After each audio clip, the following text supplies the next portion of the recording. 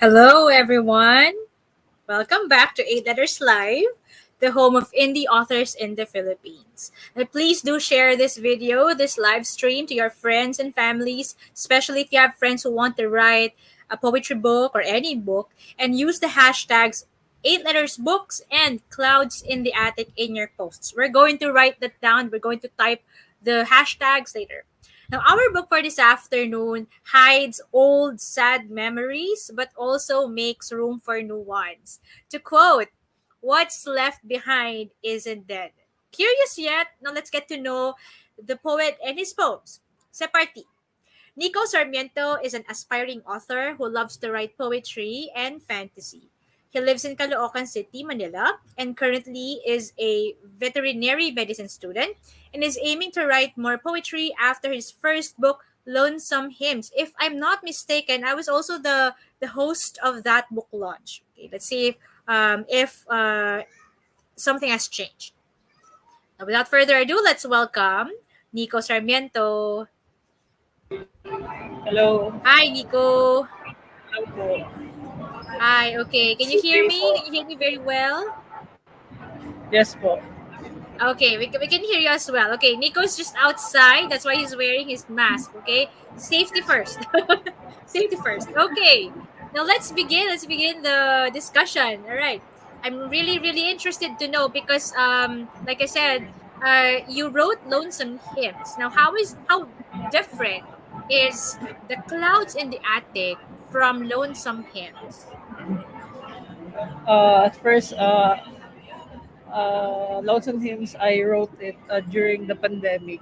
So, I don't have the intention to write Clouds in the Attic as a whole book. I Mm. have a Twitter account and it's private.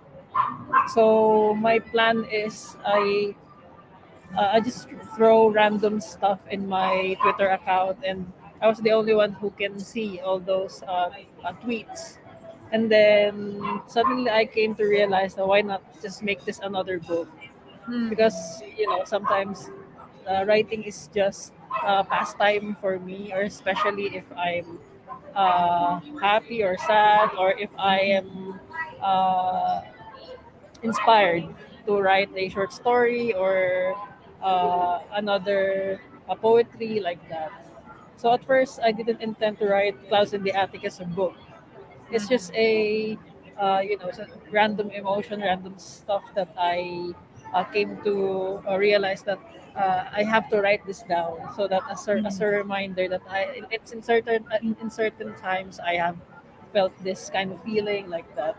So yun po. It's good that you mentioned that because my next question is about literary styles. I mean, if you explored the Yeah. literary style, but I mean, were you conscious about it in this book or wala pa rin, like basta I'm going to express my feelings. Basta ganun lang. Just like the Lawson hymns, nung una, I don't have this certain style na I just want to put in the book. Uh, but as I write, parang I realize na maybe I should follow na this section should be a short poetry, short Mm. um, Shakespearean, ano tawag dito, yung Shakespearean sonnet like that. Yeah. Kasi before, I was just experimenting lang kasi. But now, Mm-hmm. uh, maybe I want my book to be coherent din. So there's Yeah. may parts din na magkakapareho, like this part puro poetry like that. Then the next part short quotes like that, or may short stories gano'n. Kasi uh, I, I I I think kapag nagsusulat ka ng book, it's important to have this parang isang space na where you just throw everything, and then if you decide to write it, or if you decide to put it in a book, doon mo na lang siya parang sasalay kung ano yung ilalagay mo. When did you release Lonesome Hymns? Has it I been a think it's year? last year. Yes, it's been a Ah, year. what has changed in you as a poet? I think I became more confident in my poetry writing. Kasi dati mas conscious pa ako sa words ko before. Uh, I want my words to be as friendly as possible. Pero ngayong sa Clouds in the Attic, there are some uh, poetry doon na parang medyo may pagka sabi natin medyo adult yung content. Pero hindi siya Mm. explicit Okay, Hindi siya okay. explicit. It's very different kasi yung mga vulgar words, wala namang mga hindi naman yun yung focus ng book ko. I mean, mas mature lang siya compared sa Lonesome Okay. Hymns. So it's safe for work. Safe for work. Ah, Is it safe for work? yes. Safe for work or not safe for work? I think it's safe naman. Okay. Pwedeng basahin sa trabaho or sa school. Okay. Yes, but This is the cover. We're seeing the cover of Clouds in the Attic. To kanina, what was being flashed was his very first book, Lonesome Hymns. I like the cover. Who did this? I did. Who's the artist? I did. Oh, wow, you!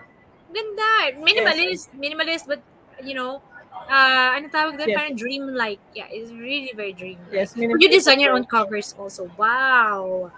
My goodness. How many prints do we have as of the moment? How many copies do you have? As of the moment, um, I think 20. I sold 20. 20 on the first announcement. Maybe more in the future. 17 to 20 like that. Wow, 20. Madaling maubos yung 20, kaya bumili na kayo. Okay. Magpa-reserve na kayo kasi 20 lang. Okay, limited copies available. Okay. Okay, now my next question, since nasagot na natin yung dalawa, now, why was this entitled The Clouds in the Attic?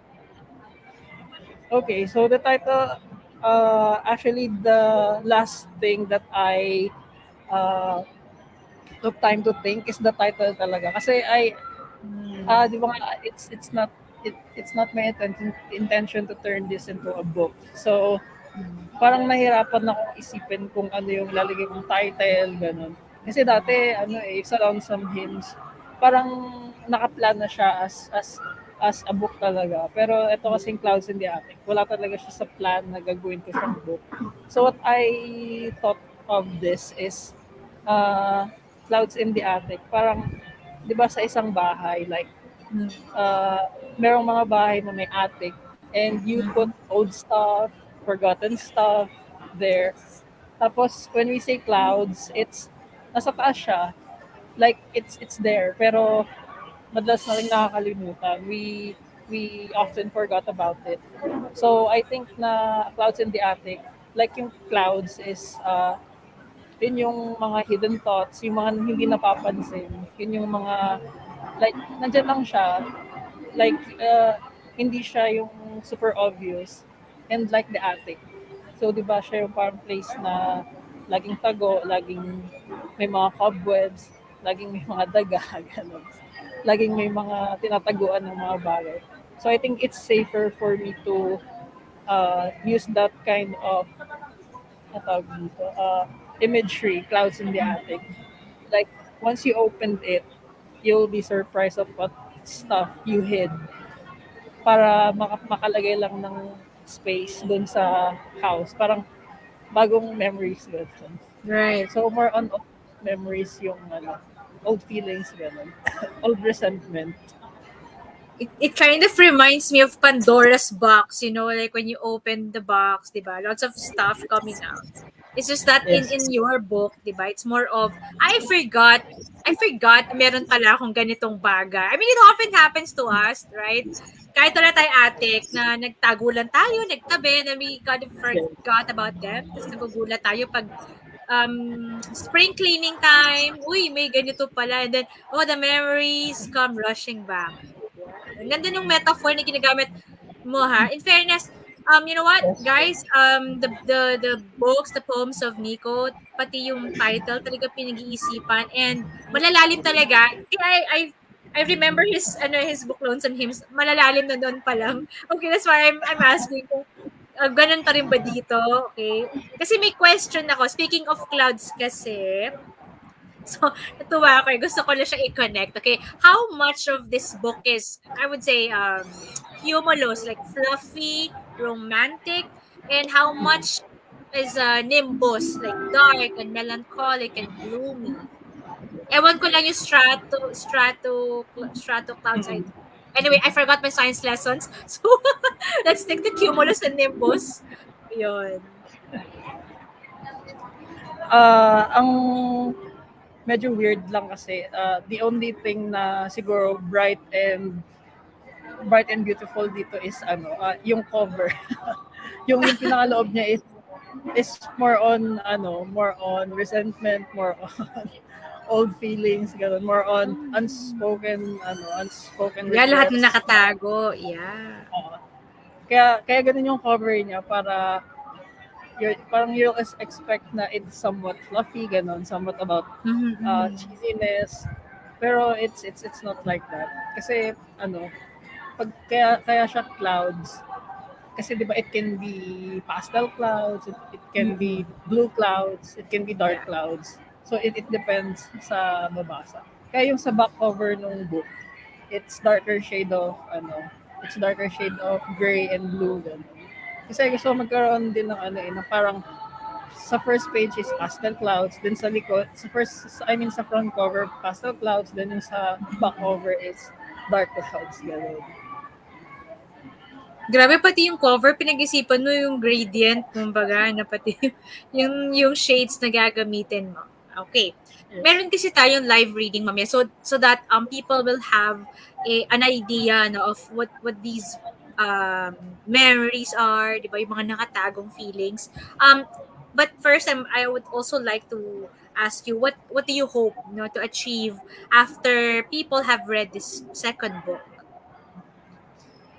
I want them uh, to realize na there's more to what kind of feelings they're feeling right now. Like for example, if you're sad, you can turn it into something na ano uh, something memorable. Hindi porket it's sad or it's an angry feeling, it's fiery ganun. Hindi ibig sabihin nun is na-stuck ka na doon. I mean, you can still turn it into art. Like for me, yung clouds in the attic, it's a fruit of resentment and sad feelings. So, parang naalala ko ngayon sa my day ko na sabi ko nun, thank God, I turned my depression into money. Hmm? I turned depression into another book. Yun yung naisip ko talaga na like, uh, parang blessing din sa akin na uh, na to turn ko into words yung feelings ko and then other people can relate into it. Gusto ko rin sabihin sa mga readers na it's important to have the feeling of sadness, depression, gano'n. Basta wag ka lang to go beyond na okay, this is gonna stop. I mean, let's just keep on moving, ganon. Like, keep on making art. Even if you're sad, you're happy, ganon. You're mad. Kasi every emotion has its own color. So, it's still beautiful. I think kaya nga, di ba, may rainbow. It's different Yes. colors. It gives life to different, to different emotions. And those feelings are valid, diba? Those feelings are valid. Yes. I like your perspective on that. Na some if there's something you're feeling, I would say negative about, but you manage to turn it into something productive. Magandang magandang perspective din 'yon. Okay. Or sige, let's now hear your chosen poems. How many poems are you going to read for us today? Let's start doon sa yung excruciating. Okay. Maka-flash po ba siya sa screen? What? Sige, let's see what page is that? Excruciating. I think it's around page 5, something like that. Let's First try. pages Okay. only. Sige, let's try. Okay. We have the wonderful Hyacinth who's going to flash the excerpts. Okay. Page. What's the title? It's excruciating. Excruciating. It's sonnet 16. Ah, okay. Sonnet 16. Sonnet 16. Excruciating. Okay. Let's see. But do you have it with you? Do you have it with you, or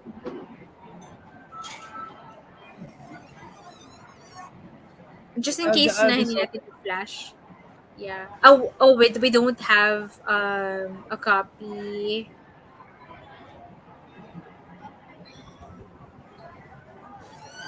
Okay, hold on. We're going to okay. download it. Okay. It's on page 4. Page 4. Okay. Page 4. How much does this book cost, Nico?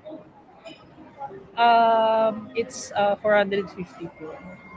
Okay, 450. Okay. It's already available. It's available as paperback. Is this also available as in digital format? Yes.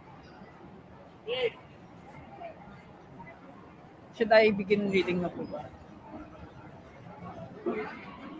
Is this available as an ebook as well? Yes po. It will be available as an ebook. Okay, right. Okay, fantastic.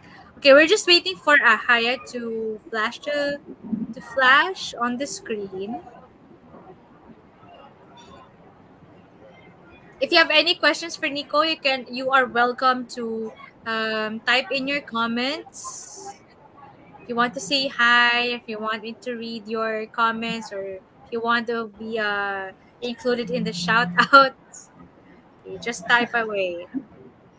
Again, Nico Sarmiento is the author of Lonesome Hymns, his first book, and his second book, The Clouds in the Attic. Okay, you can buy either, or you could buy both, which is even Yes, better. You can buy both.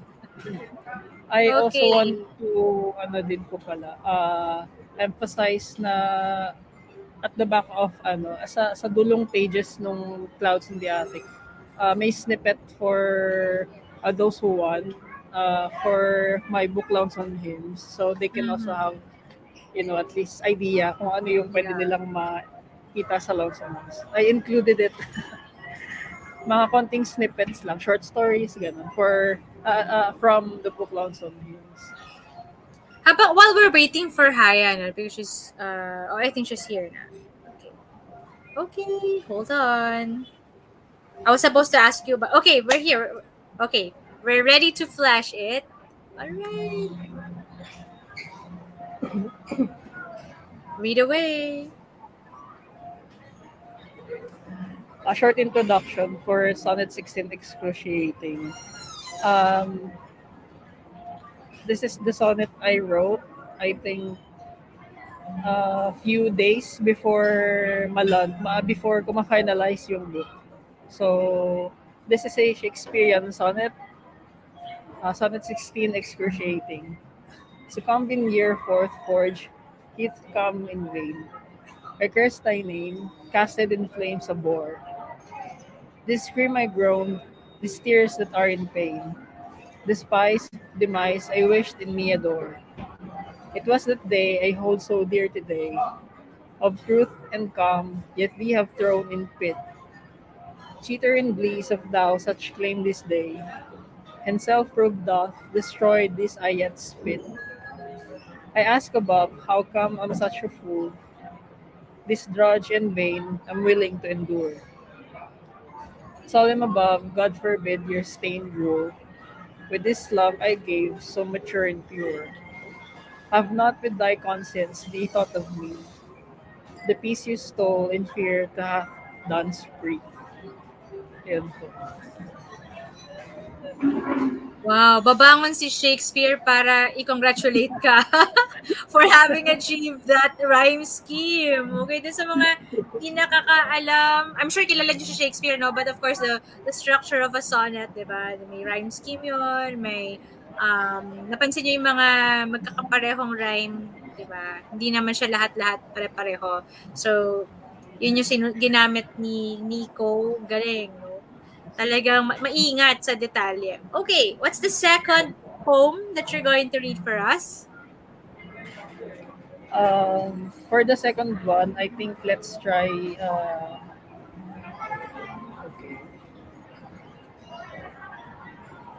one of my personal favorite. Mm-hmm. This one po. Uh, let's try every mountain view. It's page 25. Okay, page 25, every mountain view. Yes Okay, po. alright.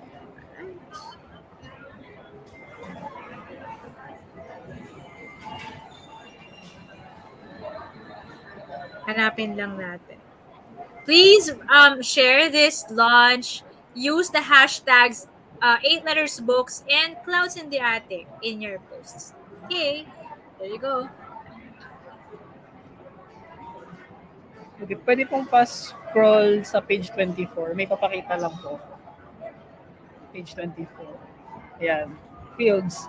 Actually, this is my poetic take on scores by Carinthia. So, written in the range of the scores and are impromptu. I listen to scores, music scores, yung mga walang lyrics. Like more on ano lang siya. More on um, instruments. Ganon. So, I listen to it and then whatever I imagine, I just write it down. So may So, yung first, semiotic translation ka pa ng ano ng music. My goodness naman talaga. Okay. yes, All right. so yun, Galing. yung every mountain view. Pwede niyo rin pakinggan yung Every Mountain View by Carinthia para mas feel. Every Mountain View.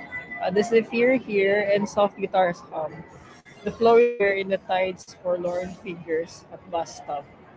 Your shadow and scent beguiled me. Thy presence I long for as we share the night. In this very mountain view, in every mountain view, thy face surrounding here, clandestine and unruly promises. I stare beyond I stare beyond all these mountain views. I still long for you. Where are you? Parang So gusto kong my take on pakinggan this, yung music. It's on YouTube. I guess, no? yes po, it's on Okay. YouTube. It's called Fields. Hanapin natin. Fields Ha, by ah, Carinthia. meron ka bang balak na ano no, ang ganda kasing i-recite yung poems mo eh. Baka lang may balak ka magpa-poetry, I don't know, reading, poetry night, 'di ba? Kasi ang gandang basahin. Ako natutuwa ako din. Napaka-lyrical, that's a term, no? Napaka-lyrical nung Thank you. poems Thank mo. you. I think yun talaga yung genre mo, no? Tama ba ako? Yes po. Lyric poems. Yes po. Ganun More din on kasi imagery. Yes, ganun. more of imagery. Okay. Baka lang magulat kami sa susunod may epic ka na, ha? Like super hahabang poems ka na rin. I mean, hindi man gumagawa nun. Okay, why not, Yes. 'di ba? Baka ma-explore mo. Do you still have one more for us or okay na tayo sa dalawa? One last, ano po, Okay, sige, one last. last, pili tayo ng one last. Page Let's page. try Tide Years, page Right 27. years. Page 27, Miss Haya.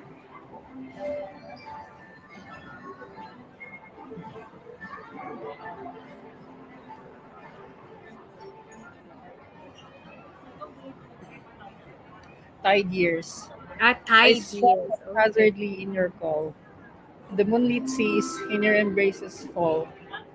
Jitterbugs in Selenic veils, and the sailor's tide years sails. Spring's lonely gaze, and the warm house days. Sometimes contemptuous, you pulled me and said, this love is continuous.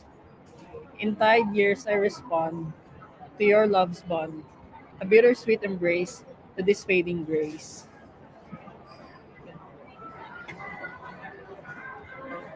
Nice. Tide years. Talagang you keep to the, ano bang tawag doon? What do you call that? The mga thy, thee, di ba? Yes. Ay, hindi naman sila Old English eh. It's what's this called? Sa parang sa Bible, King James, parang ganun siya, no? Opo. Yung ano talaga, yung time ni Shakespeare, ganun yung ginagamit na language Opo. natin. Or natin tuloy, ginagamit na language at that time. That's really a chosen, kumbaga, aesthetic for you, no? Bakit hindi ka, for example, nagsusulat nung walang thy or thee? Bakit gusto mo talaga nandun sila? Um, Meron naman po akong mga poetry na ganun. Pero I really like Shakespeare's poetries and Wordsworth, if you know Wordsworth. Ah, yes, I really yes. like The yellow uh daffodils, what was that? I wondered only as a cloud, was that the one? Yeah. yes po, Yung ba yes yun? po. I wonder Oh, what cloud. oh yeah, yeah, yeah. Okay. Uh Wordsworth is during the romantic era. So yung Yes. poetry niya is more on nature, more on love, more on Mm-hmm. being one with Mm-hmm. the nature, being part of the nature. While si Yes. Shakespeare naman, more on inclined siya sa maraming genre. And Mm-hmm. I think I adore them so much kasi they're so distinct, they're so different. And I think uh, they have this kind of different energy na Yeah. na-absorb ko talaga. Kaya Baka sa sobrang susunod, ano ka na ha, meron ka na rin inspired by Percy Bysshe Shelley or John Keats ha. Baka sa susunod, yung mga ode ka na din. We welcome that, of course. Kasi bihira eh. Bihira yung, of course, magagaling yung ibang writers ngayon, mga poets ngayon. Pero iba, wala akong masyado nakikita na, who go back to the Romantic movement, to the Renaissance movement, tapos talaga nagsusulat ng ganyan. I think you're one of the very few, I would say. Yeah, keep up the thank good you. work and asahan ko yan, baka magkaroon ka ng ode. Ang ode to the, I don't know, kung may ode to the West Wind, baka may ode to the, ode to Medyo the mahirap lang po yung land of the, kung ano man, land of mahirap lang honeymead. mahirap lang mag-ode kasi 'di ba it's accompanied by music. Yeah, oo, oo. Well, anyway, lyric poem naman. So, why Lyric. not? Nagawa mo naman dun sa Corinthia, no? Tama ba ako? Corinthia? Opo, 20, yeah. Oh, yeah. Papakinggan 70 natin words. yan mamaya pakinggan namin mamaya para and while we're reading your poem para mas ma-feel namin. Okay. Now, thank you for reading for us live kahit na nasa labas ka and I'm sure may mga nakikinig din dyan sa'yo. Naririnig nila yung binabasa mo. Okay, now, for my last question, you've written 2 books in a row. What's next? Siyempre, may mga fans ka nag-aabang, no? Ano yung next? Ano yung plan mo na?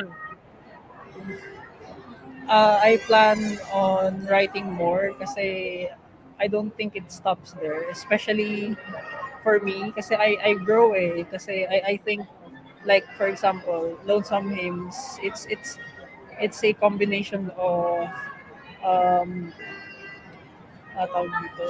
For me yung Lonesome Hymns kasi it's like my starting point as a Yeah. writer, and it's my parang yun yung nagbigay sa akin ng ng sign na kaya ko pala na I can also publish my own book, ganun, na I can also share my sonnet, I can pull up a sonnet, I can write Shakespearean sonnet, something na I don't think everyone can practice, can Yes. master. Kasi yung iba kasi parang uh, dadaanan nila sa English lesson. So, Mm-hmm. tapos nahihirapan sila, which is something na I think it's a privilege na madaanan ko yun personally, and ma-enjoy ko din siya. So for me, yung Clouds in the Attic, it's more on experimental for me na maglagay ng mga medyo daring words. Like for Mm-hmm. example, may isa akong poetry doon na about uh, hindi naman siya forbidden love. It's Mm-hmm. about a younger girl, tapos meron siyang relasyon na mas matanda sa kanya, which is for others it's kind of mali, ganun. Parang sugar daddy daw, ganun. For me, it's another kind of love na we shouldn't judge. Yeah. So, I called it poetry amphetamines, yun. Di ba, medyo ano yung word. Ang galing nun, So, ayun. ang creative doon. Tuwa ako doon, Okay. Pero may balak kang say fiction, ganyan, or non-fiction, or talagang gusto mo poetry lang? Actually, meron po akong novel na Mhm. fantasy fiction. Mhm. Kasi I like Percy Jackson and Harry Potter. So I also made my own. Kaso nga lang, It's mas published na na, rin, ano? apo. It's Kaso published sa na ibang rin. ano lang po siya. Sa Ah. ibang, ano lang po, sa ibang publishing ano lang. Mm. But I have my, fantasy fiction. Mm. It's another world naman. It's set on Greek mythology, magic. So in the future, I plan to siguro at least write a trilogy. Mhm. Cross fingers. We are going to wait for that book. Of course, basta Nico Sarmiento, go. Okay, ganun lang yun. Basta Nico, gawa ni Nico, whether it's a poem or a story or a novel, we will definitely like it. Okay, now let's see the book again. Ayan, may nagko-congratulate sa'yo, si Rosana Briones. Ayan, Thank you. congratulations. Hashtag Clouds in the Attic. Thank you so much. And please, uh, tag us and share this live stream. And of course, buy the book. Okay, pwede naman natin i-flash ang book ni Nico and magkano natin mabibili yan at saan. Okay, of course, you can buy that in the Eight Letters Bookstore website. Yan, no? It's for only 450 pesos. Sulit na sulit dahil napaka-talented ni Nico. Okay, hindi walang lugi diyan. Okay? Yan, you can buy that. You can just click add to cart and that will be delivered to you pronto. Okay? I was asking kanina kung magkakaroon ng ebook. I think, yeah, you did say yes, no? Magkakaroon ng parang Amazon and Gumroad version of the book. Am I correct? Yes po. Magkakaroon Okay. naman po. Yeah. So if you're into minimalist living, you can wait for the ebook version, okay? Pero Yes. maganda rin kasi yung tactile, yung talagang nahahawakan. You can even smell the Yes. book. You can, write your annotations, baka matuwa kayo, ma-inspire kayong gumawa ng sarili yung sonnet. Okay, thank you so much, Nico, for being with us again, di ba, last year. So I hope to see you again next year kung ano man yung Yes next mo po, na definitely. maipapublish, di ba? Um, do you have like your author page or social media handles? We can share them to the audience if they want to connect with you. They can connect on my Facebook lang po. And I also have Wattpad account, but Mm-hmm. uh, I took down most of my works there kasi that's my first publishing site, Wattpad. Mm-hmm. So, And sa I took Facebook kanila matatagpuan. yes po, Okay. Facebook and Instagram. What are your Instagram and Facebook accounts? My Facebook account is called Perseus Jackson. I use different name. Okay, it's a different name. Okay, kasi nga mahilig siya sa fantasy no kay Percy Jackson. Okay. And then sa IG, basta makipag-coordinate kayo or makipag-connect kayo kay Nico if you want to for example, review the book, 'di ba? Or you want to interview him, 'di ba? Wala na mga bagong poets, mga ganyan, or bagong writers na gumagamit or nagsusulat ng sonnets. You just contact Nico Sarmiento directly. Hey, now I'm really sure, Nico, that your fans are on cloud nine because finally you have released your second book, and I'm also very happy na nakapag-release ka ulit kasi nga I love the book which I interviewed you no for last year. Please support Nico and his book if you want to give him again a review or if you want to repost this live stream. Please don't forget to use the hashtags Eight Letters Books, and Clouds in the Attic. Thanks for watching, everyone. Thank you, Nico. I'll see you soon. Thank Bye, you. everyone, and see you next Thank you. See week. you soon po on my next book.